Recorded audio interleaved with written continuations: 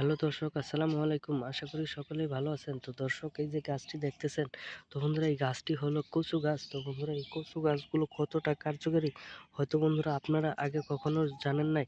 তো বন্ধুরা এই গাছগুলো আপনারা কিভাবে সেবন করবেন, তো বন্ধুরা কিভাবে খেলে আপনাদের শরীরে ভিটামিন হবে। তো বন্ধুরা আপনারা যদি এই গাছের পাতাগুলি যদি আপনারা প্রত্যেকদিন খেতে পারেন, তাহলে বন্ধুরা আপনাদের আর কখনো টেনশন করতে হবে না, বা আপনাদের কখনো ভিটামিনের অভাব অভাবে পড়তে হবে না। কারণ আপনারা হয়তো টাকার কারণে হয়তো আপনারা ভিটামিন কিনে খেতে পারছেন না। তো বন্ধুরা আপনাদের বিনামূল্যে আপনাদের টাকায় ভিটামিন কিনে দিব।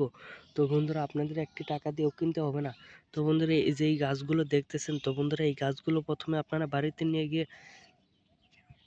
এই গাছগুলো আপনারা বাড়িতে নিয়ে যাবেন। তারপরে বন্ধুরা আপনারা এই গাছের পাতাগুলি আপনারা প্রত্যেক দিন আপনারা সিদ্ধ করে রান্না করে খাবেন। তাহলে বন্ধুরা আপনাদের শরীরে প্রচুর পরিমাণের ভিটামিন হয়ে যাবে।